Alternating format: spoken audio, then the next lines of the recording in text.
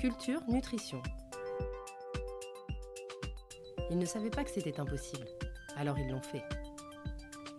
Bonjour à toutes et à tous, je suis Grégory Dubourg et je vous donne rendez-vous dans ce nouvel épisode de Culture Nutrition, le podcast qui donne la parole aux entrepreneurs de la nutrition, toutes ces femmes et ces hommes qui entreprennent dans le secteur de l'alimentation, de la santé, de la nutrition. Aujourd'hui, j'ai donné rendez-vous à Éléonore Beau, qui est la cofondatrice de Bon Dimanche, qui s'appelait auparavant les Crèmeries Unies, et qui va nous parler d'alimentation, de local, d'alimentation durable. Voilà, tout un tas de sujets qui nous intéressent énormément sur le podcast Culture Nutrition. Donc, on va pouvoir s'entretenir avec Éléonore et également partager sa vision de l'entrepreneuriat et sa vision du secteur de l'alimentation et de son avenir. Bonjour Éléonore. Bonjour Grégory, enchantée et ravie de participer à ce podcast. Merci, ravi également de te recevoir dans Culture Nutrition. On est toujours très content de recevoir des start-upers dans le secteur du food, qui est un secteur qui bouge énormément en ce moment. Il y a beaucoup d'enjeux auxquels répondre aujourd'hui sur l'alimentation durable et tu vas nous expliquer un peu ce que vous faites chez Bon Dimanche. Mais avant de nous dire plus en détail quelle est la mission de ton entreprise, est-ce que tu peux te présenter? Ouais, tout à fait. Je m'appelle Éléonore, j'ai maintenant 25, bientôt 26 ans et j'ai créé depuis 1 an et demi mon entreprise. J'ai toujours été intéressée par l'alimentation, plus largement par les sujets agro. Je suis ingénieure agro de formation, donc spécialisée dans la conception et le développement de produits agroalimentaires. Donc vraiment, la formulation de produits, c'était mon petit plaisir étudiant. Et j'ai rencontré mon associé sur les bancs de l'école. Voilà, on a eu ensemble un projet entrepreneurial. J'avais aussi, je pense, une petite fibre, une envie de créer quelque chose de A à Z. Et, euh, et c'est comme ça que s'est développé le projet. Et Ton ensuite, un associé peu qui plus s'appelle Édouard, personnel. hein, c'est ça? Ouais, exactement, il s'appelle Mmh. Édouard.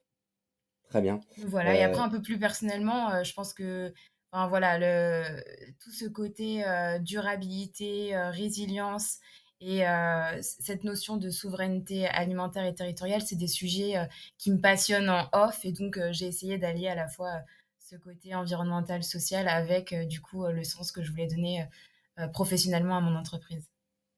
Et donc, tu as été amené à créer ton entreprise directement à la sortie de l'école.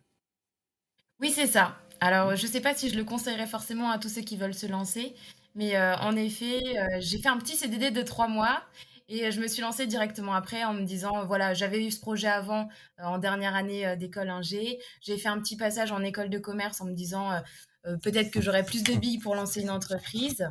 Et j'ai fait mon stage, j'ai fait mon petit CDD et là, je me suis dit: «Oh, finalement, j'aime pas trop les grands groupes, je veux me lancer directement». Je recommanderais pas forcément parce que, par exemple, j'ai pas eu le chômage, qui sont des choses toutes bêtes, mais qui peuvent aider quand on crée une entreprise au démarrage. Mmh. En même temps, ça donne peut-être plus de rage pour réussir vite, parce que c'est un enjeu alimentaire pour soi, du coup. Oui, oui, oui, c'est ça. Ça donne une motivation supplémentaire. Mais c'est vrai que c'est moins simple. Faut, dans ces cas-là, avoir quand même une famille, des amis, des proches qui sont bienveillants, qui sont prêts à vous aider, à vous encadrer et puis à vraiment donner un peu aussi de ce qu'ils ont et le partager. Tu es sorti d'AgroParisTech en 2020, donc l'entreprise, elle a été créée tout de suite après, en 2021 ou... 2021, si je dis pas de bêtises, c'était en mai 2021. Donc ça fait un peu plus d'un an, 1 an et demi maintenant. D'accord. Et pour comprendre un peu mieux qui tu étais quand tu étais plus jeune, c'était quoi tes aspirations quand tu étais enfant? Je sais pas si j'ai eu beaucoup d'aspiration. J'ai toujours été un peu polyvalente. J'aimais bien faire beaucoup de choses. Par exemple, j'ai jamais réussi à avoir un sport dans lequel j'ai continué jusqu'à faire de la compétition. Chaque année, je changeais de sport. C'était pareil un petit peu pour mes études, en fait. Au départ, je savais pas par où, enfin, quel choix prendre, euh, quelle, euh, quelle direction, même juste pendant mon bac. Je savais pas, est-ce que c'était plus les mathématiques, est-ce que c'était le français, est-ce que c'était autre chose. Donc j'ai toujours été un petit peu polyvalente là-dessus. Et c'est quelque chose, je pense, que j'ai retrouvé dans l'entrepreneuriat, une diversité de sujets qui intellectuellement nourrit et permet de faire beaucoup de choses.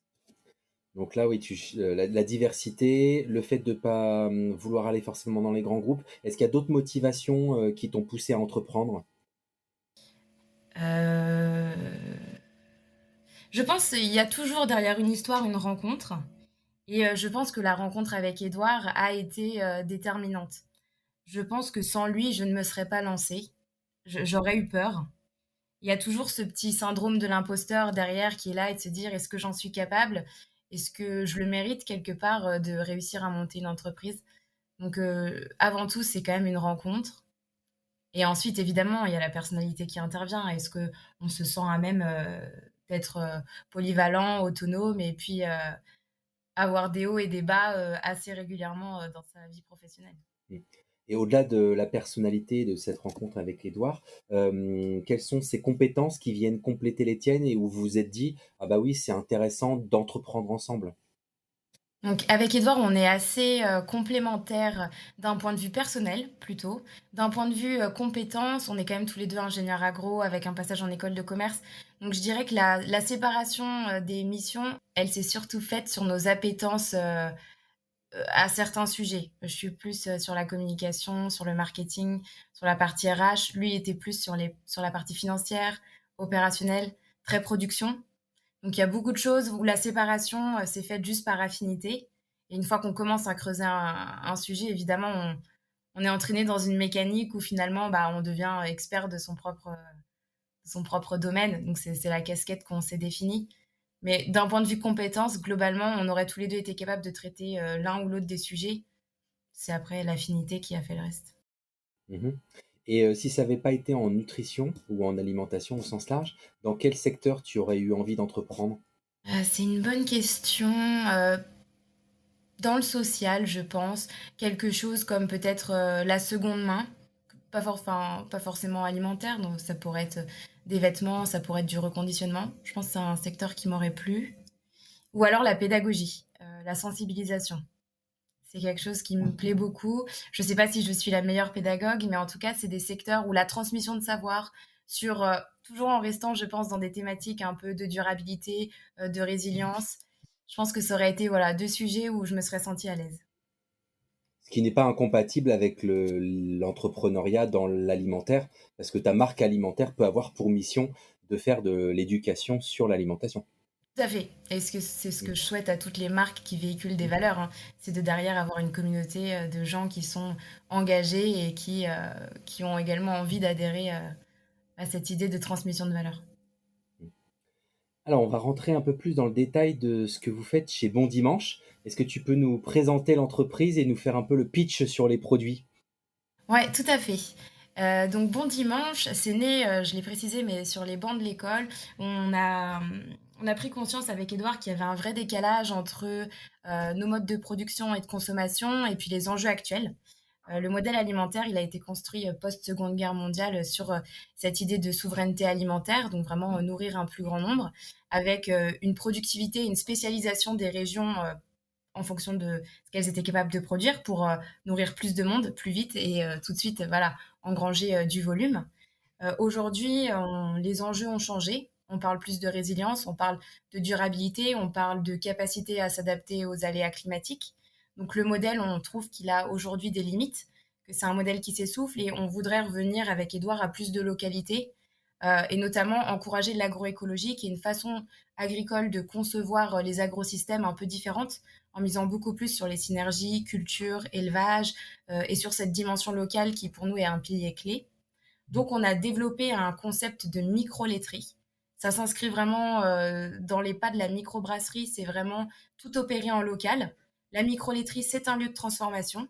On travaille en circuit court directement avec des éleveurs dans un rayon de 150 km. On transforme les produits. On transforme le lait en produits laitiers, en l'occurrence en crème glacée aujourd'hui. Et on distribue ces produits toujours dans un rayon de 150 km dans les magasins bio. Pareil, en passant directement avec le magasin. Donc c'est vraiment totalement en circuit court et totalement dans un rayon de 150 km. Donc aujourd'hui, on a une première gamme de 6 parfums de crème glacée. Donc des classiques, vanille, chocolat, café, des un peu plus originaux comme le thé matcha ou la noisette. Et l'objectif à terme, évidemment, c'est de s'étendre sur toute la partie transformation laitière avec les yaourts, les crèmes dessert, les riz au lait. On a déjà plein d'idées de développement de produits. Maintenant, il faut voilà, savoir prendre son temps pour construire petit à petit les briques pour arriver à la fin à un mur solide. Et si ça fonctionne, si cette micro-laiterie qu'on est en train de construire là en Île-de-France, c'est vraiment notre toute première, si ça fonctionne, l'objectif c'est de répliquer le modèle dans d'autres régions et à chaque fois avoir une petite unité de transformation autonome qui soit durable, en même temps flexible, capable de s'adapter à la ressource locale, donc à un autre type de race de vache, donc à un lait qui a on travaille avec du lait frais entier, donc avec des matières grasses différentes en fonction de en fonction de la région, en fonction du climat, etc. Quand tu dis que ce sont des unités indépendantes, réplicables, c'est que concrètement, ça se présente comment? C'est un container? C'est quoi? Un Non, camion? alors c'est C'est pas un quoi? container, c'est vraiment un petit atelier de transformation. Là, c'est 100 mètres carrés dans lequel tu vas avoir plusieurs salles avec toute une ligne qui va donc de la récupération du lait jusqu'aux chambres froides qui vont contenir les produits finis. Et dans ces 100 mètres carrés, tout est opéré. Il y a le principe de la différenciation retardée, c'est-à-dire qu'on aura des machines qui sont communes et au fur et à mesure, tu spécialises ton. Tout démarre par exemple par un cycle de pasteurisation et au fur et à mesure, tu changes un petit peu le process en fonction de ton produit final. Mais globalement, en fait, tu optimises au maximum la production pour faire du multiproduit dans un petit espace. Il y a combien de produits dans la gamme aujourd'hui? Alors, c'est que des crèmes glacées, mais il y a plusieurs parfums peut-être? Oui, c'est ça. Il y a 6 parfums de crème glacée. Et ensuite, on a plein d'idées de produits frais, mais ça sortira dans un second temps. On pourrait imaginer d'avoir des yaourts, du fromage, des choses comme ça? Oui, ça serait envisageable. Alors aujourd'hui, on est plutôt sur un ratio de conversion laitière qui, on va dire, c'est 1 litre de lait pour au moins 1 litre de produit fini. Au-delà, on pense que la transformation à la ferme est plus intéressante. Typiquement pour le beurre, je n'ai pas le chiffre en tête, mais je crois que c'est au moins 20 litres de lait pour 1 litre de beurre. Donc pour nous, ce sont des produits qui sont plus intéressants d'être directement transformés à la ferme. Je dis pas que ce sera jamais fait, mais je dis que pour l'instant, dans notre réflexion, il nous paraît moins intéressant de déplacer le lait si c'est pour en jeter les trois quarts. Mhm.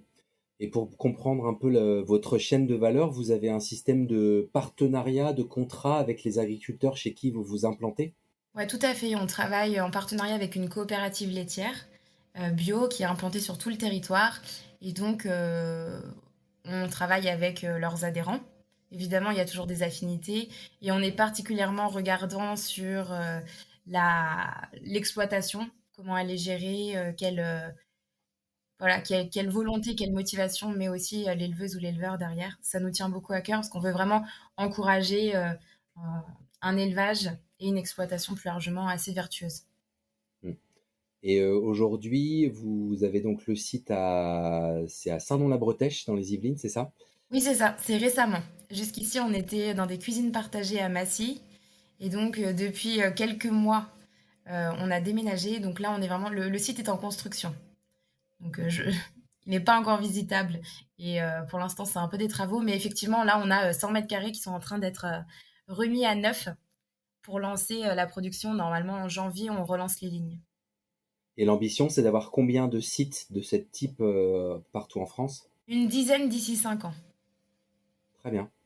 Est-ce que tu peux nous donner justement d'autres chiffres clés sur l'entreprise, sur les produits, à la fois à aujourd'hui et puis vos projections?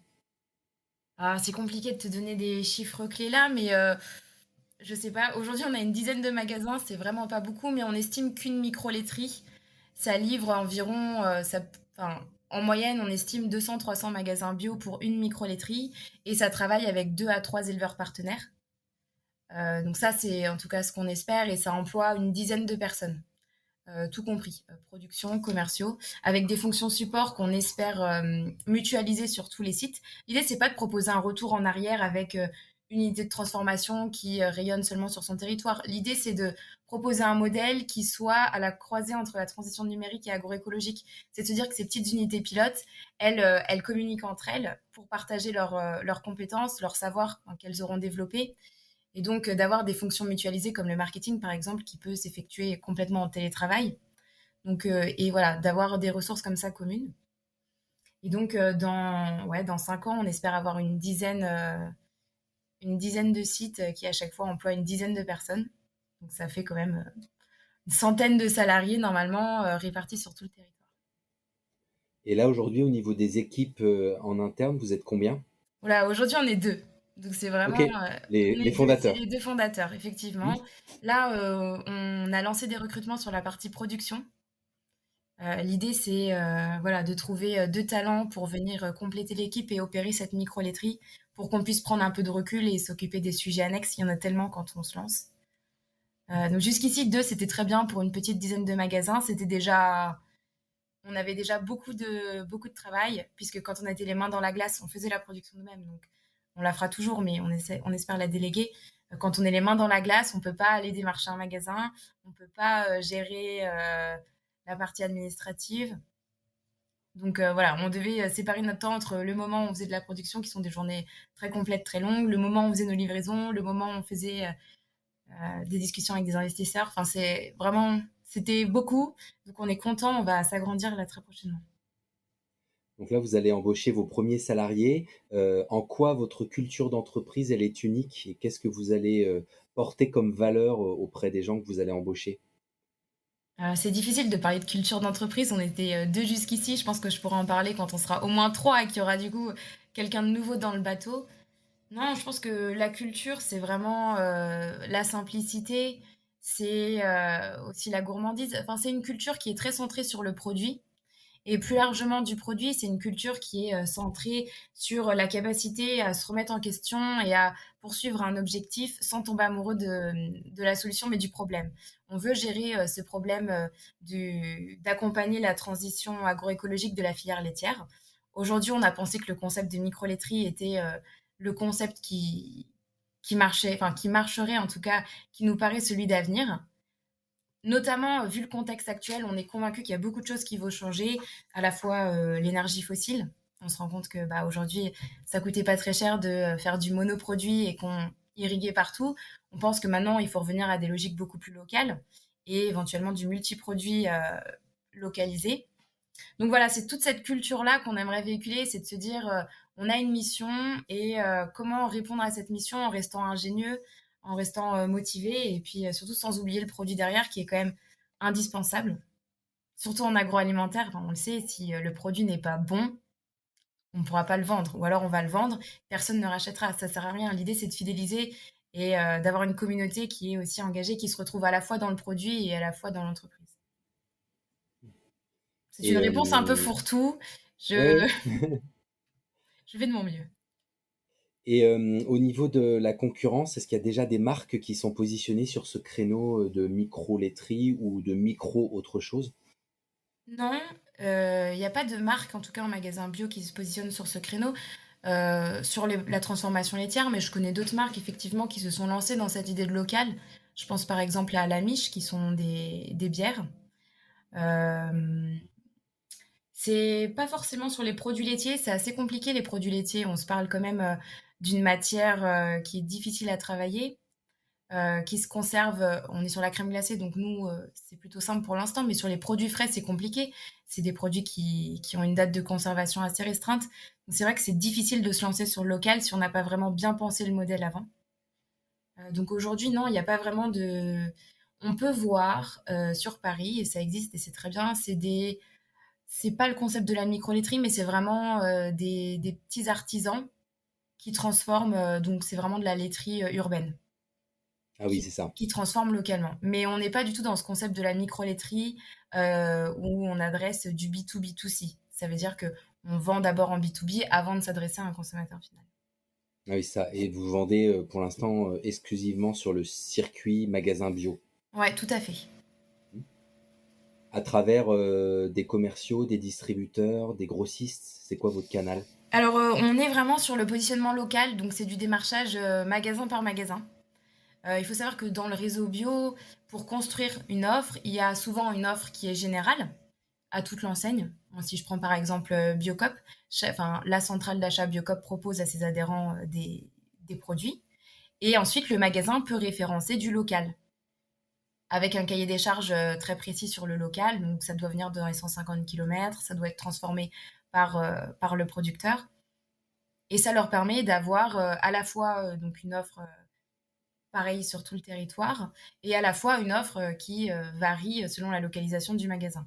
Et nous, on passe par ce créneau-là, cette offre locale, et c'est vraiment ce qu'on veut développer, pas passer par les centrales d'achat, mais vraiment travailler main dans la main avec les magasins qui sont dans les 150 km autour de la micro-laiterie.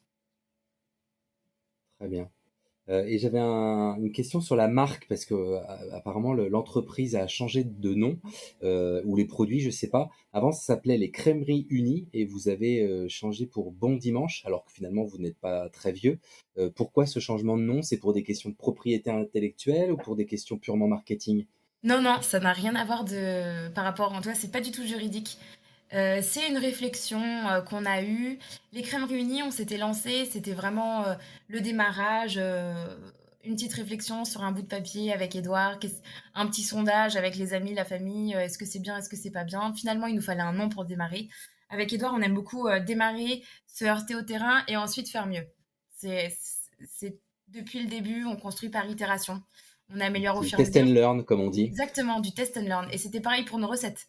Au début, on faisait de la livraison à domicile sur de la crème glacée. C'était très, très compliqué, très long. Mais on était content parce qu'on avait les retours des consommateurs. Ils nous disaient, ah, la glace chocolat, il manque ci, il manque ça. J'aimerais que le caramel soit un peu plus fort, etc. Et en fait, pour le nom de la marque, il nous fallait quelque chose. Il nous fallait des premiers pas, il fallait qu'on démarre. On s'est baptisé les Crèmes Réunies quand on a créé l'entreprise. Aujourd'hui, d'ailleurs, l'entreprise s'appelle toujours Crèmes Réunies, mais c'est effectivement la marque, donc les produits qui sont maintenant au nom de Bon Dimanche. Il y avait deux sujets sur les crèmes réunies. Un qui était vraiment personnel, c'est on nous prononçait jamais correctement. Un coup Hmm. de crème unie, un coup de crème réunie, un coup de crème tout court. C'était frustrant. On s'était dit, ah, il faudrait un nom un peu plus simple à prononcer. Au moins, pour nous, c'est moins. Voilà, on se dit que quand on est mieux prononcé, c'est toujours plus agréable. Et le deuxième sujet, c'était on était très militants, très peu gourmands. C'est vrai que crèmerie unie, il y a une dimension un peu politique. Euh, Donc il nous manquait cette gourmandise et il nous manquait cette envie de consommer le produit juste parce qu'on en avait envie. Quand le pot était en magasin, c'était voilà le choix de tout l'emballage se disait c'est un produit qui milite pour quelque chose, mais finalement est-ce que pour de la crème glacée on a vraiment envie de goûter un produit qui est peut-être militant mais pas forcément super bon. Quand on est une jeune marque, c'est hyper important. L'achat d'impulsion en magasin, c'est important, c'est comme ça qu'on teste aussi des nouvelles choses. Donc on avait envie de faire quelque chose d'un peu plus gourmand, un peu plus positif. Et je pense qu'il y avait un vrai sujet, un vrai travail. Donc, on a questionné beaucoup de clients en magasin. On leur a dit, voilà, qu'est-ce qu'on peut faire mieux? Qu'est-ce qui vous donnerait plus envie? Et on a travaillé avec un fantastique artiste graphiste qui nous a proposé ce nom Bon Dimanche. Et là, on a dit, mais oui, c'est ça. C'est exactement ça qu'il nous faut. Ouais, parce que ça, c'est très facile à retenir, c'est très convivial, ça évoque peut-être le repas de famille du dimanche midi. Enfin, il y a beaucoup de positivisme là-dedans. Je pense que c'est l'une des valeurs que vous avez voulu véhiculer. Ouais, exactement, c'est ça. Il y a la convivialité, il y a cette notion de dimanche qui est aussi un jour qu'on prend pour soi, pour se faire plaisir. La crème glacée, c'est clairement un produit plaisir. Il y a cette notion un petit peu d'exceptionnalité. C'est vrai que les produits laitiers, on en est conscient avec Edouard, il faut en manger mieux mais moins. Donc il y a aussi se dire, voilà, on est sur un secteur où il vaut mieux mettre, voilà, en manger un peu moins, mais faire attention à ce qu'on consomme pour justement participer à l'essor de modèles agricoles plus vertueux. Donc il y avait cette notion-là, et dans cette notion du bon, il y a aussi cette notion du bien. C'était aussi un peu voilà ce qu'on voulait véhiculer. Mais donc oui, tout ça. Et puis le bon dimanche, c'est aussi la petite phrase qu'on peut très bien dire à un ami, comme à un inconnu, à un marché. Enfin, c'est vraiment une petite phrase positive, gentille, et qui donne cette petite notion de proximité qui nous manquait vraiment avant. Mm. Et si on revient sur l'aspect plus business, c'est quoi l'ambition de chiffre d'affaires à 3-5 ans? Alors je l'ai par micro-laiterie, c'est 2 millions à 2,5 millions par micro-laiterie. Donc après, Donc 20 millions si je multiplie bien. voilà, c'est ça. Et en fonction du nombre de sites qu'on aura ouverts, c'est difficile. Tout change tellement vite Mm, quand on entreprend et qu'on est jeune. mm. Très bien. En termes de, toujours sur la partie business, de financement, comment vous vous êtes financé jusqu'à maintenant? Est-ce que c'est financement, autofinancement intégral, de la love money, de la levée de fonds, des dettes? Enfin voilà, c'est quoi le plan de Euh, financement de la startup? alors, il y avait un peu de tout. Au départ, c'était beaucoup d'autofinancement. C'était c'était vraiment, très petit, hein. C'était ce qu'on était capable de mettre, en tant que jeune diplômé avec Édouard, sans vraiment d'expérience ni, de ressources puisqu'on avait vraiment, enfin rien. On sortait vraiment d'école avec, juste notre stage de fin d'études et éventuellement, une petite expérience en CDD. Ensuite, on a fait effectivement, ce principe de la Love Money, donc un financement participatif, qui nous a permis, voilà, d'acheter, notre premier matériel, glacier, professionnel. Donc vraiment se lancer à une un peu plus grosse échelle. On a eu de la chance, on était incubé dans notre ancienne école d'agro. Donc on a eu voilà aussi tout un écosystème assez bienveillant pour nous aider à émerger. Alors si on rentre dans le quotidien de ta vie de chef d'entreprise, comment ça s'organise? Ah, c'est une question compliquée, comment ça s'organise? C'est tous les jours, c'est des sujets différents. C'est ça qui est bien, c'est que je vais pas pendant une semaine traiter le même sujet, je vais traiter plein de sujets, logistique, RH, marketing, commercial. Donc il y a vraiment une diversité de sujets que j'essaye d'adresser à chaque fois un petit peu chaque jour. Il y a une, ce que j'aime bien aussi, c'est qu'il y a une bonne répartition entre le télétravail aujourd'hui, la partie production, où on est vraiment les mains dans le produit et on fait des essais R&D, on fait tout simplement des choses qu'on n'aurait pas forcément faites si on avait une seule casquette. Donc il y a vraiment une partie où on est très sur le terrain, à la fois avec les magasins, à la fois sur l'amont, la partie production, à la fois encore plus sur l'amont avec l'éleveur ou l'éleveuse partenaire. Donc ça s'organise comme ça. Et ensuite, il y a ce très gros dilemme d'essayer de bien séparer.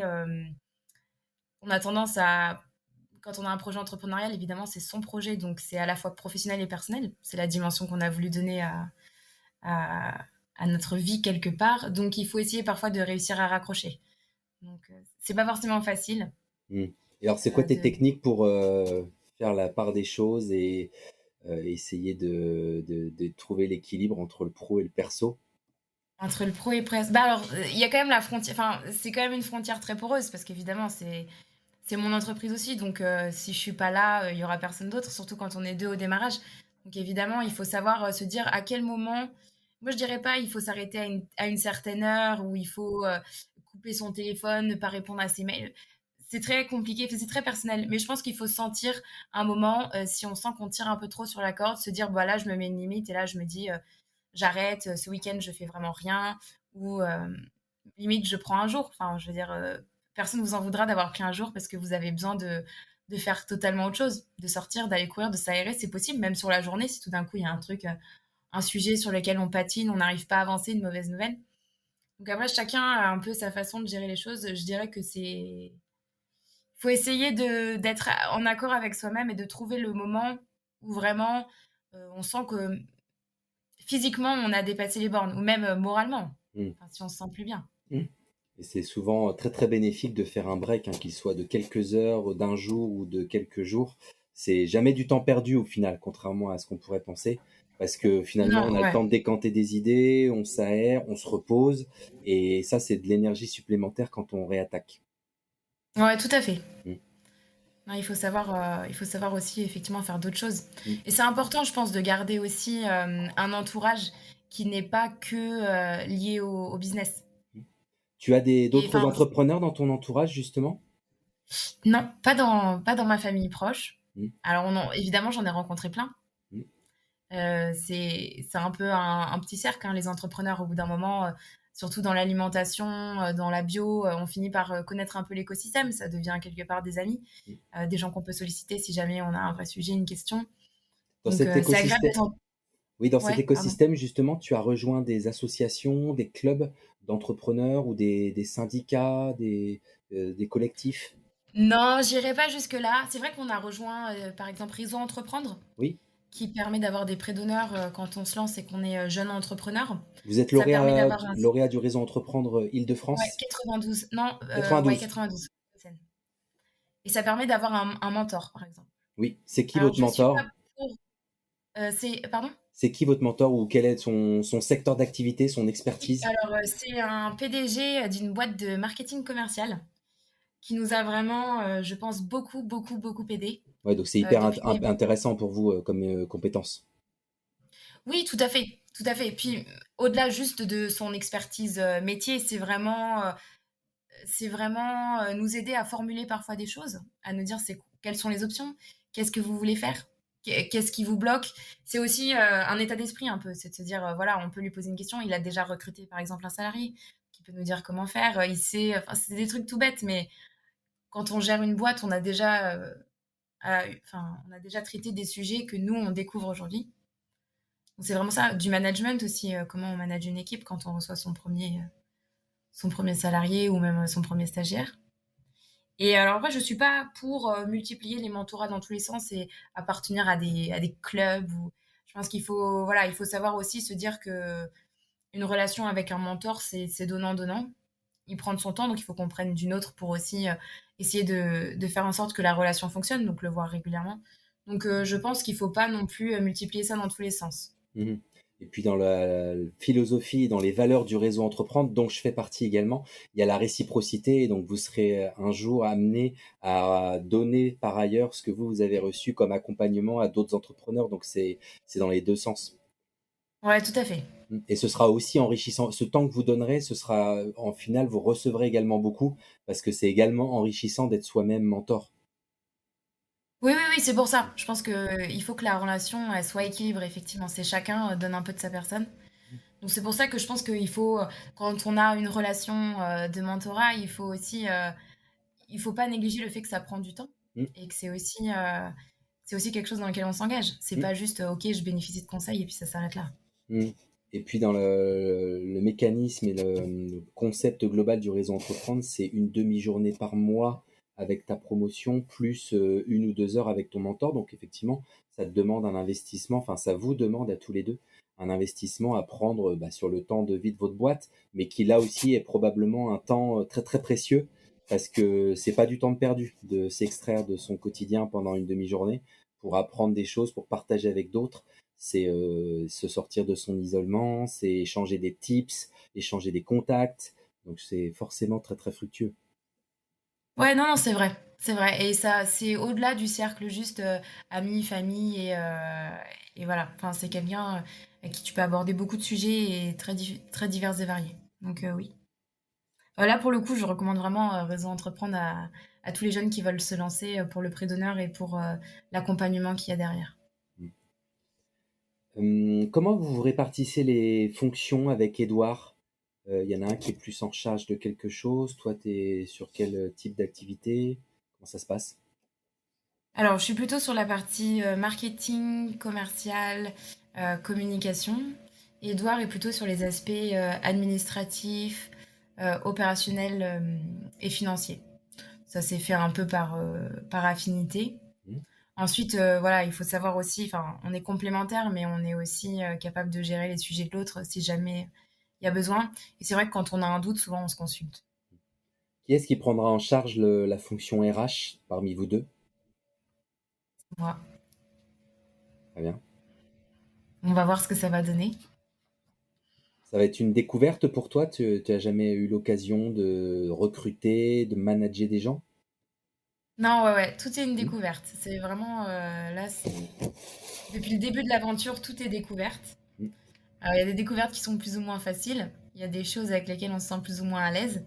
Donc, voilà, je dirais pas que la partie RH en fait partie. C'est très compliqué quand on rentre dans toute cette dimension à la fois administrative et en même temps humaine. Je crois que le plus dur, je trouve, dans une entreprise, c'est l'humain, hein. C'est à qui on peut faire, surtout quand on se lance, à qui on peut faire confiance, quel profil il nous faut réellement. Bien sûr.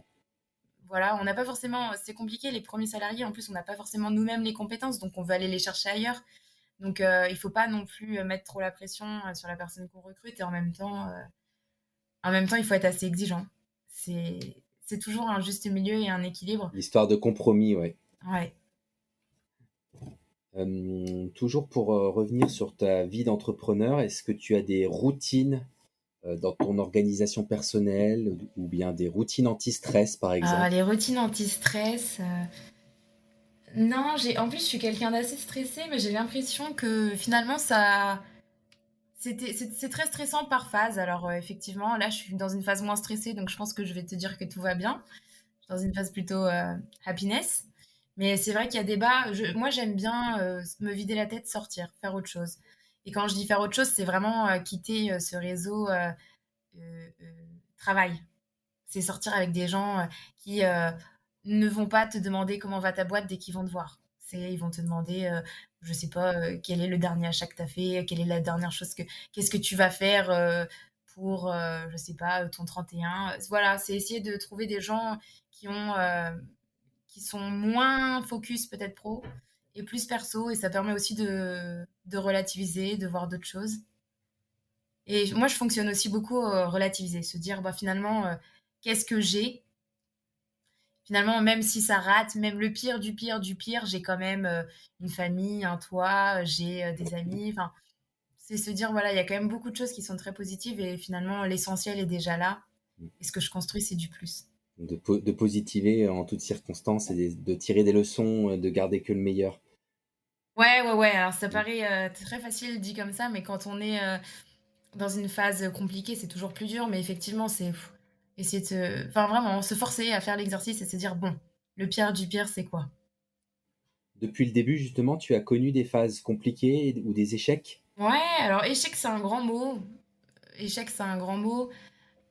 Oui, des phases compliquées, oui. Il y en a tout le temps. Il y a toujours un problème, je sais pas, hein, nous, mais c'était tout bête, hein, en production, une machine qui fonctionne plus. Qu'est-ce qu'on fait? Des allergènes sur un pack qui n'étaient pas bien identifiés comme il fallait d'un point de vue légal. Qu'est-ce qu'on fait? C'est des petites déconvenues comme ça. On avait misé sur un truc et puis finalement c'est plus dispo, j'en sais rien. Donc ouais, toujours, on en a toujours. Après, l'important c'est une fois qu'elle est là la déconvenue, c'est comment on réagit quoi. Mmh. Et qu'est-ce que tu en as tiré de ces périodes, un peu plus compliquées? C'est très dur à quantifier ce qu'on tire de quelque chose de compliqué parce que je pense qu'on en tire une façon de faire. Se dire, voilà, là, par exemple, sur le dernier truc des allergènes, on s'est dit que maintenant, on allait bien vérifier les allergènes. Donc, je pense que c'est la première chose que je relirai sur le prochain pack. Donc, quelque part, c'est un apprentissage. Et puis, d'un autre côté, c'est aussi, je sais pas, c'est pas forcément une vigilance. Ça peut être juste un état d'esprit, se dire, OK, on a déjà eu pire, en fait, avant. Donc, OK, je vais reprendre la chose, je vais refaire mes calculs et puis on va trouver une solution. Je vais passer des coups de fil dans tous les sens, mais on a toujours trouvé une solution, donc on en trouvera forcément une, je me dis. Mais peut-être parce que jusqu'ici, on n'a pas eu non plus des choses très alarmantes. Et puis on n'était que deux dans le bateau et on avait fondé l'entreprise, donc on n'emmenait personne si jamais ça ratait. Je pense que quand on atteint une taille un peu plus grosse, il y a aussi plus de responsabilités, c'est peut-être plus dur. Oui, la responsabilité, de son équipe, de payer des salaires à la fin du mois. Enfin, il y a on a un peu plus de parties prenantes qui sont autour de nous. Ouais, tout à fait. Mmh. Et c'est vrai que se décevoir soi-même, c'est une chose, décevoir quelqu'un d'autre, c'est une autre. Je pense que c'est plus dur. Enfin, pour moi, ça me paraît plus dur de décevoir quelqu'un que de se décevoir soi-même. Très bien. Tu parlais tout à l'heure de marque engagée, donc j'ai compris que vous l'étiez. Et c'est quoi ta définition d'une marque engagée ou de l'engagement en général? Ah, c'est une définition compliquée, l'engagement. Je pense que c'est vouloir donner du sens et au-delà de vouloir, c'est agir. Il y a vraiment cette notion de quelque chose de concret qui est lié à une motivation personnelle. C'est vrai que maintenant, le mot engagement, tout le monde est engagé. Toutes les entreprises sont engagées. Il faudrait peut-être pousser le curseur plus loin et dire, radical, enfin dire on est radicalisé dans notre notion de l'agriculture agroécologique, dans notre notion de l'alimentation durable. Alors qu'est-ce qui est Donc, radical chez vous, par exemple? C'est-à-dire, qu'est-ce qui est radical chez où vous nous? êtes allé plus loin que ce que faisaient déjà les mieux-disants du secteur? Alors, dans toute la partie approvisionnement, c'est vrai que l'agroécologie, c'est quand même c'est le pilier, c'est notre mission, c'est de se dire voilà comment on fait émerger le système agroécologique. Donc, on fait très attention à tous nos ingrédients et tous les partenaires avec lesquels on travaille. Par exemple, on travaille avec du sucre de betterave français. C'est pas très répandu. Bio en plus, c'est encore moins répandu. Et On a fait vous un avez gros fait ce travail de choix-là plutôt que de prendre, par exemple, du sucre de canne bio qui viendrait de beaucoup plus loin? tout à fait, OK, c'est le local avant tout. tout à fait. On est très local. Il se raisonne à plusieurs échelles, effectivement. La boucle des 150 kilomètres, le français et ensuite on a, toute une partie, labellisation équitable. Par exemple pour le cacao, évidemment ça pousse pas encore en France. Ça ne poussera peut-être jamais en France, mais dans tous les cas, on a essayé de faire une démarche, vraiment, la mieux disante possible. Personne n'est parfait, donc on est enfin, on est vraiment conscient qu'on peut toujours s'améliorer. Je pense qu'il faut le garder en tête ça aussi et c'est de se dire, toujours, quand on pourra faire mieux, on fera ça. Donc on a plein d'axes d'amélioration, c'est sûr sur beaucoup de choses. Maintenant, c'est comme tout, il faut pas mettre la charrue avant les bœufs, sinon on n'avance plus. Donc là, ce qu'on a créé, on en est déjà, assez fiers. Il faut réussir à ne pas perdre ses valeurs, au fur et à mesure que la boîte grandit. C'est quoi ta vision de l'alimentation de demain? Tu as déjà parlé de quelques items, hein, comme le sens, le local, mais est-ce qu'il y a d'autres choses qui, pour toi, incarnent cette alimentation plus saine et plus durable? Oui, donc je crois beaucoup effectivement au régime, localisé. Ça veut dire, je crois beaucoup à essayer de consommer effectivement, des choses, qui poussent, proches de chez nous, et voire même, donc je parle pas que juste au niveau français, hein, je parle vraiment, si on est au bord de la mer, effectivement, on a de la protéine, de poisson qui est plus facilement accessible, que si on est dans une région où il y a plus de d'élevage. Il y a cette partie-là, il y a cette dimension effectivement, sur la partie animale. Je suis convaincue effectivement, on entend beaucoup de scientifiques là-dessus, sur, cette réattribution, de la part de protéines dans nos assiettes, entre l'animal et le végétal. Donc je pense en effet qu'il faut réduire, la part, enfin significativement. Donc c'est ce qu'on appelle le flexitarisme. C'est vraiment réduire cette consommation, de produits d'origine animale, donc à la fois les produits laitiers, la viande, au profit du végétal. Donc c'est vraiment un rééquilibrage, complet, de la chaîne protéique. Voilà, pour moi, c'est ça l'alimentation du futur. Et il y a le deuxième point, c'est pas d'ultra transformation. Pour moi, c'est vraiment revenir à des choses un peu plus simples, qui se conservent peut-être moins longtemps dans le réfrigérateur ou qui pourrissent si jamais on les laisse traîner à 40 degrés. Mais voilà, c'est revenir à quelque chose de simple, de plus vrai. Voilà, c'est comme ça que je le perçois. Je pense qu'il y a plein de façons de le percevoir, mais en tout cas, c'est ma vision personnelle. Ça veut dire que vous avez travaillé dans vos recettes sur des formules les plus simples et les plus clean possibles? Ouais, on est vraiment ingénieur agro de formation. C'était notre premier défi. On s'est dit, on démarre de zéro. On n'était pas glacier, hein. Donc, quand on a lancé nos recettes de crème glacée, on a passé beaucoup de temps en cuisine et on s'est dit, oh là là, maintenant qu'on y est, qu'on a commencé les essais, on peut pas rajouter tous ces additifs, tous ces texturants, tous ces stabilisants. On s'est dit, c'est pas possible. Donc, on a fait encore plus d'essais et on s'est dit, voilà, il faut réussir à stabiliser la glace différemment. Et aujourd'hui, on est assez fiers de nos crèmes glacées qui n'ont que 6 mois de date de durabilité minimale, mais pour autant, ça nous paraît largement suffisant pour ce qu'on en fait. C'est rare de garder un produit 1 an dans son congélateur. On est sur des formats en plus qui peuvent se consommer rapidement, des formats familiaux. Donc pour nous, il n'y a pas de raison d'étiqueter un produit sur 2 mois, 2 ans. On a démarré, c'était même 3 mois. On n'avait pas encore les tests de vieillissement suffisants pour garantir 6 mois, donc on a démarré à 3 mois. Alors c'était sportif. C'était sportif dans les relations entre le moment où on produisait, entre le moment où on livre au magasin et le moment où le consommateur devait l'acheter, mais ça a fonctionné. Donc évidemment, il faut trouver un juste milieu pour pas courir partout et garantir au consommateur un produit qui soit à la fois bon et à la fois bon dans le temps. Mais effectivement, je crois beaucoup qu'on peut, en tout cas, enfin, sur beaucoup de catégories de produits, réduire l'ultra-transformation et simplifier les compositions. Bah, c'est quelque chose qui se fait beaucoup depuis quelques temps, enfin, depuis quelques ans maintenant. Et encore là, pour l'instant, vous êtes attaqué à une catégorie qui est surgelée, qui, je pense, quand même limite le recours à des conservateurs, à des choses comme ça. Ouais, tout à fait. Mmh.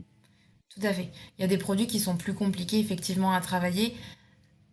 Et parfois, il faut accepter aussi, effectivement, on met moins de conservateurs, mais le produit se conserve moins longtemps. Donc c'est toute une réflexion, ça concerne pas que le producteur, évidemment. Ça concerne avant tout le consommateur. Est-ce qu'on est prêt aussi à accepter d'avoir un yaourt qui peut-être dure 14 jours et pas 31? Bon, le yaourt, c'est pas forcément un bon exemple. Sur d'autres produits, ça marche sûrement beaucoup mieux. Et là, vos compétences d'ingénieur ont été utiles pour formuler, pour rentrer dans la technique comme ça des produits, pour trouver des innovations. Oui, oui. Je dis pas qu'il faut être ingénieur pour réussir à faire des bons produits. Je pense que ça m'a aidé, ça nous a aidé, ça nous a donné les billes. On savait où chercher, où creuser pour améliorer notre produit. Il y a des très bons, enfin, il y a des très bons cuisiniers qui arrivent comme ça au feeling, hein, comment améliorer le produit. Je pense que notre formation d'ingénieur, ça nous a donné l'envie aussi, l'envie de retirer ces marqueurs d'ultra transformation. Très bien, parce que vous aviez conscience des impacts que pouvaient avoir ces process d'ultra transformation sur la santé, sur la planète. Ouais, tout à fait. Je reviens sur ce que tu disais tout à l'heure sur ta vision de l'alimentation. Donc, tu as beaucoup parlé de flexitarisme, de réduire l'animal au profit du végétal. Et pour autant, vous avez quand même innové et lancé votre produit sur du lait animal, alors que énormément de startups se lancent aujourd'hui sur des alternatives au lait animal. C'est quoi ta position sur ce marché vegan, alternative aux produits animaux? Bah, le choix de l'entreprise montre qu'on a une position où on pense que le végétal, que pardon, oui, que l'animal doit retrouver une juste place dans notre alimentation. C'est pas forcément la place qu'elle a aujourd'hui. Et justement, c'est pas cette place-là qu'on veut lui donner. On veut redonner à l'élevage ses lettres de noblesse au travers de l'agroécologie.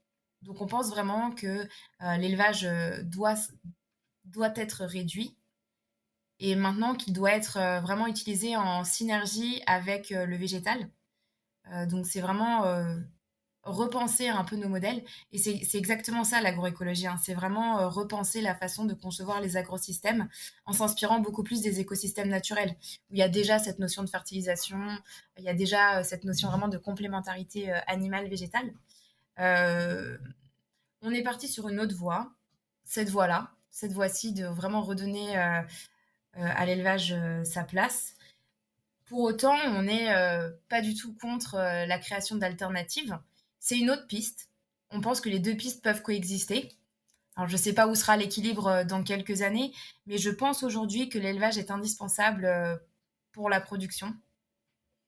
Vraiment, l'agroécologie, j'y crois beaucoup. On y croit avec Edouard. C'est aussi soutenu par beaucoup d'organismes scientifiques comme l'INRAE. Donc, il y a eu de la recherche scientifique là-dessus. C'est pas juste sorti du chapeau magique. Et nous, c'est vraiment ce créneau-là qu'on prend. On est convaincu que l'agroécologie est l'avenir. Et voilà, qu'il faut creuser dans ce sens-là, mais qu'il faut aussi donner la possibilité aux éleveurs et éleveuses qui veulent se lancer sur ce créneau-là, ben, de pouvoir valoriser leur production. Et on Euh, espère, avec ce concept de micro-laiterie, que s'il y a des producteurs qui hésitent, pouvoir leur donner envie pour valoriser justement leur production. Oui. Et pour autant, on voit que le marché du bio, de la bio, est un peu en souffrance en 2022, pour plusieurs raisons, hein. Il y a une baisse de trafic dans les magasins du circuit bio, qui est votre circuit de prédilection. Il y a un enjeu de prix aussi, puisque il y a des sujets d'inflation, il y a des sujets de baisse du pouvoir d'achat qui font que certains consommateurs réarbitrent leurs dépenses alimentaires vers des produits moins chers et potentiellement s'éloignent des produits bio. C'est quoi ta vision du marché bio? Ma vision, c'est qu'il y a beaucoup de choses qui vont changer là, dans les prochains mois, dans la prochaine année, dans les prochaines années, avec notamment toute cette situation énergétique. Peut-être que le conventionnel va rattraper le prix du bio, ou que le prix du bio sera au même niveau que celui du conventionnel. C'est un peu dur de aujourd'hui savoir exactement de quoi demain l'avenir sera fait. Je crois au modèle agroécologique et aujourd'hui, le label le plus proche, c'est le bio, avec évidemment ses défauts, ses qualités. Il y a aussi, il y a eu beaucoup de pertes de valeur, je pense, sur ce label bio, qui n'est plus forcément rassurant. Et avec Edouard, on est sur le bio, mais avant tout, on est sur le local. Et c'est aussi un relais de croissance qui est assez fort. Aujourd'hui, le local, c'est quand même le critère d'achat qui a eu la plus grosse progression sur tous les critères d'achat. Donc, c'est pas juste le bio, c'est vraiment le bio et le local. C'est plus que du bio, quoi. C'est du bio augmenté. Et oui, alors quelque part, oui, c'est du bio augmenté. Ensuite, il faut voilà, notre idée, c'est vraiment de faire émerger, le modèle agroécologique. Est-ce que demain, il faudra qu'on pense, une autre façon de distribuer nos produits? C'est peut-être possible. Pour l'instant, on se retrouve aligné avec les valeurs de la bio, on se retrouve aligné avec les partenaires avec lesquels on travaille. Mais on reste évidemment, comme tout le monde, on reste connecté avec la réalité pour savoir, s'il va falloir oui ou non faire un pivot. C'est toujours dur, hein, de se remettre en question, mais je pense que c'est quelque chose de nécessaire. À la fois professionnellement et à la fois personnellement, de toute façon, ça sert toujours de se remettre en question. Ouais. Par exemple, pour se donner un ordre de grandeur, parce que c'est le sujet du prix, il est évidemment important, c'est quoi le premium de prix que vous avez par rapport à une glace, conventionnelle? Alors, donc on est distribué dans le circuit bio. Donc, déjà, tous ceux qui ont juste, en tête les prix des glaces, dans le circuit conventionnel, ça va être différent. Aujourd'hui, on est dans le milieu de gamme. Ça veut dire que dans un magasin bio, vous allez trouver plus cher, vous allez trouver moins cher. En moyenne, nos pots, ils sont aux alentours, de, 8,50 € Mmh. Donc c'est pour un dans les gros pot, format, 500 millilitres. c'est dans les standards des glaces bio du circuit bio? Ouais, tout à fait. OK, vous êtes pas mis, nécessairement au-dessus pour valoriser le côté, supériorité du local, micro-laiterie et cetera? Non, non, non, on a un positionnement ouais, qui se veut milieu de gamme. Aujourd'hui, c'est comme ça qu'on a construit, on n'a pas forcément raisonné en prix de vente, hein. On a raisonné aussi à ce que nous, on produisait et la valeur qu'on voulait mettre derrière notre produit. Donc, il s'avère qu'on se trouve en milieu de gamme. La suite, je peux pas la dire. Ça va être compliqué de savoir, comment, tout ça va évoluer. Mmh. Le contexte est effectivement, changeant, donc, on verra. Tu nous as partagé ta vision de l'alimentation. Alors pour voir si tu es aligné, au niveau pro et au niveau perso, est-ce que tu peux nous dire qu'est-ce que toi tu manges et c'est quoi tes orientations, tes guidelines, quand tu fais tes courses ou quand tu te prépares à manger? Ouais, alors, ça c'est alors je cuisine beaucoup, je mange beaucoup, de fruits et de légumes. Donc ça, c'est vrai que c'est quelque chose, et j'aime bien. J'aime bien cuisiner, j'aime bien, ça m'occupe. J'ai pas toujours le temps, donc parfois j'avoue, je mange juste des carottes, par exemple, râpées crues parce que ça va plus vite que de les faire cuire. Donc ouais, je suis beaucoup sur une alimentation fruits et légumes. Évidemment, je regarde l'origine. Quand je peux, je regarde l'origine. Je consomme du bio. Je consomme du bio, mais pour autant, je ne m'arrête pas qu'au bio. Enfin, c'est vraiment, c'est pas le critère, décisif dans mes achats, mais c'est vrai que j'essaye de faire attention. Et ensuite, je consomme mes crèmes glacées, ça c'est sûr. Mmh, bien sûr. Vivement qu'il y ait d'autres Voilà, produits pour, pouvoir compléter le menu. pour pouvoir compléter le menu. Alors, je mange de la viande de temps en temps, effectivement. Là, pour le coup, je suis sur les petits commerces de proximité. Peu de viande, mais j'essaye voilà, de me dire que quand c'est un petit plaisir. Donc, j'essaye de trouver de la viande de qualité. Après, voilà. Et je consomme du poisson de temps en temps, un petit peu moins. Plus quand je suis au bord de la mer aussi. Je pense que ça me donne plus envie. Est-ce qu'on peut te qualifier de flexitarienne du coup?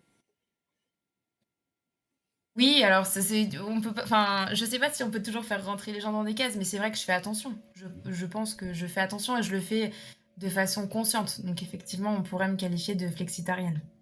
Mmh. Et cette conscience, elle est motivée par l'écologie, par la santé, par autre chose? Heu, c'est c'est pas forcément la santé en effet, mon 1er, moteur.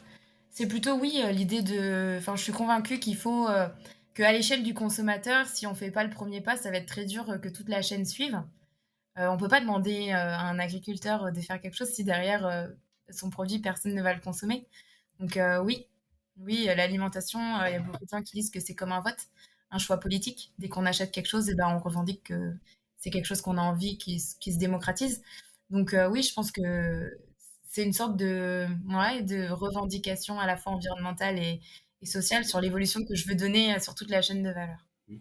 C'est une belle image ça pour la marque engagée, suite à ma question de tout à l'heure, de se dire que vos produits sont des bulletins de vote. Mmh. Mmh. Oui, Hem, quelque part. Mmh. Après j'avais des questions à te poser pour, savoir un peu comment tu t'inspirais, du monde qui t'entoure, comment tu te maintenais en veille sur l'alimentation, comment tu trouvais des idées sur les produits de demain, sur la façon de communiquer dessus. C'est quoi tes sources d'informations? Tu veux dire comment je me renseigne sur les produits que je consomme? Non, non, sur plutôt au niveau business, pour l'entreprise, comment tu te maintiens en veille sur tes sujets? Comment je me maintiens en veille? Un peu partout, c'est-à-dire, les gens qui me disent des choses, j'écoute évidemment, il faut toujours écouter, ce qu'on nous raconte. Il faut même d'ailleurs plus écouter les critiques souvent que, les gens qui disent que du positif, parce que dans une critique, on peut en retirer, des axes d'amélioration. Il y a, LinkedIn. Je pense que c'est un réseau social assez intéressant pour suivre et puis ensuite, il y a plein de j'ai envie de dire, il y a plein de newsletters, de magazines, de choses comme Lesquels, ça par sur lesquelles exemple? je me suis abonnée. Bon, je pense à LSA, je pense, à, j'ai plus tous les noms en tête, je t'avoue. Sur Biolinéaire, des choses comme ça. Tu Et parlais donc, de... de temps en temps, je reçois une newsletter et quand il y a un titre qui m'intéresse, tu vois, Mm. je vais creuser un petit peu le sujet. Tu parlais de LinkedIn, donc j'imagine qu'on peut te contacter par ce levier-là. Et Oui, inversement, ouais, ouais, ouais, alors après, il y a beaucoup de démarchages sur LinkedIn, pas toujours, qualifiés, donc il faut voilà. Je dirais pas que je réponds à 100%, mais en tout cas, j'essaye de répondre quand c'est une sollicitation bienveillante. ciblé. Et inversement, toi, est-ce qu'il y a des gens que tu suis en particulier, des influenceurs sur LinkedIn ou des entreprises que tu suis particulièrement sur LinkedIn? Ouais, je suis pas mal de monde. Alors, je suis beaucoup, d'entreprises bio aussi. Voilà, je regarde un petit peu leurs actualités. Il y en a, c'est des gens que je commence à connaître. On s'est croisés plusieurs fois à plein de salons, on a beaucoup discuté ensemble. Donc, oui, je suis leur actualité. Je suis des entrepreneurs, plus largement, Lesquels, par exemple? effectivement. Je pensais à Baptiste, par exemple, qui a fondé Pfizer et qui aujourd'hui dirige une entreprise dans, dans les savons, enfin les dentifrices, les savons, tout ce qui est hygiène en fait responsable, qui s'appelle Juliette. Donc c'est voilà, c'est des gens qui m'inspirent un petit peu au quotidien. Et Voilà, c'est bien d'être inspiré, c'est bien aussi de se faire sa propre idée sur pas sûr. mal de sujets, mais ça donne, voilà, ça donne des petites motivations, des petites réflexions aussi. Exactement, parce que ça permet de voir les choses sous une autre perspective. Et ça ne veut pas dire qu'on va forcément les copier, mais ça, du coup, ça active des espèces de déclics dans la tête. Et puis, des fois, on perçoit son business en creux par rapport aux autres. Et ça permet d'améliorer toujours. Ouais, tout à fait. Parfois, on se retrouve exactement dans ces postes. On se dit, waouh, on a exactement la même problématique. Mm, Ou on a fait face à la même chose. Donc, oui, oui, c'est intéressant. mm. Il y a d'autres marques qui t'inspirent en France ou peut-être aussi à l'étranger? Est-ce que vous allez aller voir ce qui se passait aux États-Unis ou en Europe? On a un petit peu moins creusé, effectivement, les États-Unis, l'Europe.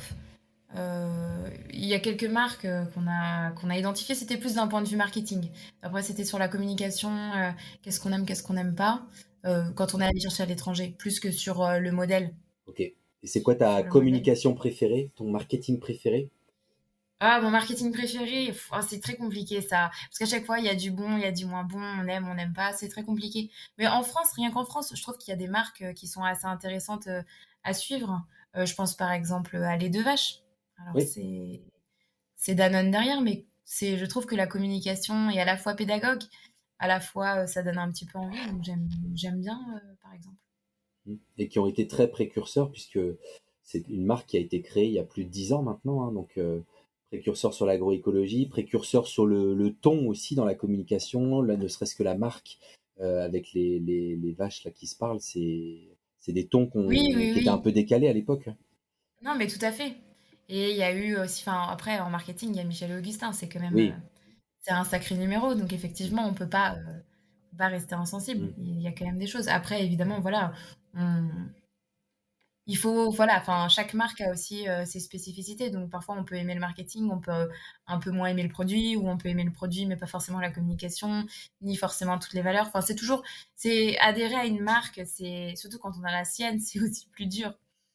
C'est aussi plus dur. Mais c'est vrai qu'il y a beaucoup de marques, enfin, il y a beaucoup de belles marques. Et là, je dis pas qu'il faut chacun ses sensibilités aussi. Il y a une autre question que j'aime poser systématiquement à mes invités, c'est le fait que tu pensais que c'était impossible et pourtant tu l'as fait. Qu'est-ce que c'est? C'est Oscar Wilde. Non, la citation? Ouais. Non, la citation, c'est Mark Twain. Ah mince, je croyais que c'était Ouais. Oscar Wilde. Non, Il non, pensait que c'était impossible, il c'est l'a une fait. citation de Mark Twain qui est le, on va dire, le motto de Nutrikeo qui est affiché sur nos murs et qui est également D'accord. le motto du podcast Culture Nutrition. Ah bah disons que je suis dans le podcast nutrition, mais la culture, apparemment, ça suit pas trop. Faudra faudra que je travaille ça. Non, ils pensaient que c'était impossible, alors ils l'ont fait. C'est une phrase qui est quand même assez positive, je Oui. trouve. Ça donne vraiment envie. C'est hyper positif, ça donne envie de se lancer. Et je pense que quand on est entrepreneur aussi, c'est ce qu'on attend. Mm. C'est en fait, on n'attend pas forcément que quelqu'un nous dise oui, vas-y, ton idée elle est bien, vas-y, mets-la en entreprise. Non, il faut se dire j'y crois moi et j'y vais. Et ensuite, effectivement, il faut quand même avoir réfléchi deux trois trucs avant. Mais si toi t'y crois pas, tu t'y arriveras pas à faire adhérer les autres. Donc je pense qu'effectivement, c'est de se dire il faut peut-être se lancer et puis se dire allez, je regarde ce qui se passe ensuite. Mm. Et c'est pas parce que on a eu beaucoup de retours, hein. On nous a dit c'est très dur de faire du multi-produit sur un seul site. Non, il faut faire du monoproduit et puis avoir peut-être plusieurs sites. Enfin, pour avoir à chaque fois une ligne par produit. Enfin, on nous a beaucoup dit non, j'y crois pas à votre modèle. Pourquoi? Enfin, non, ça va vous coûter plus cher. C'est pas comme ça qu'il faut faire. Enfin, évidemment, il y a toujours des gens pour contredire. Donc, si on écoute que les entre guillemets les détracteurs, j'ai envie de dire, on n'avance pas. Après, voilà, il faut se dire que dans une critique, il y a toujours 10% à prendre. Donc voilà, donc quand quelqu'un vous dit que c'est impossible, il faut se dire est-ce que c'est vraiment impossible? Et moi, si je pense que c'est possible, peut-être se forcer aussi à lancer le truc. Je pense que tu mets bien en avant le fait qu'il faut des convictions, de la force pour s'attacher à ses convictions et ne pas dévier de sa trajectoire. Et puis cette petite dose d'inconscience qui est soit on n'écoute pas ou soit on n'a pas conscience que les choses sont compliquées. Donc forcément, on finit par se lancer. Et c'est Oui, apparemment oui, ce que vous avez oui. fait.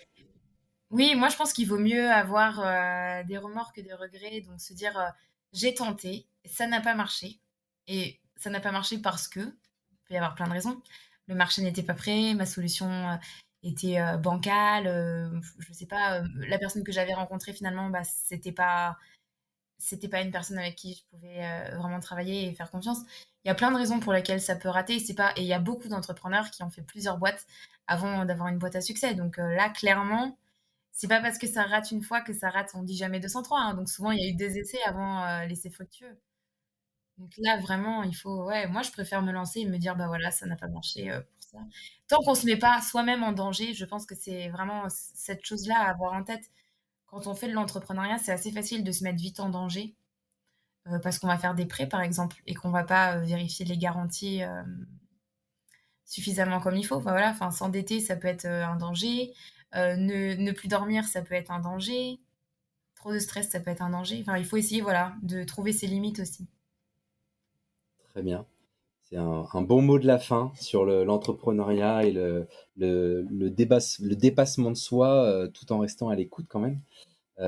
Et puis cette force pour continuer d'avancer, quels que soient les échecs ou les simili-échecs qui peuvent se présenter Ouais. sur la route. Il y en a forcément. Et je pense que tu mets bien en avant cette volonté d'affronter ça avec résilience si ça doit se produire. En tout cas, ça n'a pas l'air d'affecter ta volonté. Non, non, non, je te disais, là, je suis dans une bonne phase, donc ma volonté, elle est vraiment là, dure comme fer. Je sais plus, il me semble que c'était Churchill, mais alors tu me fais douter sur ma connaissance culture, mais qui disait que la réussite, c'était d'aller d'échec en échec avec enthousiasme. Mm, Donc c'est clairement ça. c'est C'est bien clairement ça. Churchill. Ah! C'est une belle citation aussi. Ouais, ouais, ça fait écho, je trouve, dans la vie de tous les jours. On peut Mm, pas tout réussir, ça n'existe pas. Personne ne réussit tout. bien sûr, bien sûr. Beaucoup d'entrepreneurs te l'expliqueront, beaucoup de sportifs de niveau aussi l'expliquent, hein. Je crois que c'est Michael Jordan qui disait ça, que il avait fait une carrière incroyable, mais que pour marquer les paniers qu'il avait marqués, il en avait raté des Ah ouais, millions évidemment. à côté lorsqu'il s'entraînait ou lorsqu'il faisait certains matchs. Évidemment. Et puis, il faut toujours se dire que rien ne prépare à l'entrepreneuriat, donc on va forcément. Enfin, ça n'existe pas à l'école de l'entrepreneur. Non, c'est vrai. Ou ça serait un mensonge. Hmm. Ça serait un mensonge. Chaque entreprise est différente, donc L'école de l'entrepreneuriat, c'est l'entrepreneuriat. tout à fait, exactement. Bah oui, c'est exactement ça. Voilà, on apprend en marchant. Mmh, tout à fait. Écoute, c'est une très belle conclusion, Éléonore. Merci beaucoup pour ton temps et puis pour avoir partagé à la fois ta vision de l'entrepreneuriat, ta vision de l'alimentation de demain et puis les perspectives pour ta société, pour ta marque Bon Dimanche, à qui on souhaite énormément de succès, à toi ainsi à ton associé. Bah merci beaucoup, Grégory. Merci beaucoup. Et puis, j'en profite également pour remercier tous les auditeurs qui nous écoutent, tous ceux qui nous ont écoutés jusqu'ici. Et je vous donne quelques précisions avant de vous quitter. Pour retrouver toutes les informations sur le podcast et en particulier sur cet épisode, ça se passe sur le média Culture Nutrition sur Internet, ainsi que sur toutes les plateformes de streaming audio, Deezer, Spotify, mais également Apple Podcast. Et d'ailleurs, si l'épisode vous a plu, vous pouvez le retrouver et surtout le noter avec des étoiles sur Apple Podcast et le partager à un maximum d'amis ou de collègues ou de personnes autour de vous pour le faire connaître et faire venir de plus en plus d'auditeurs sur le podcast Culture Nutrition. Merci à tous et à très vite. Au revoir.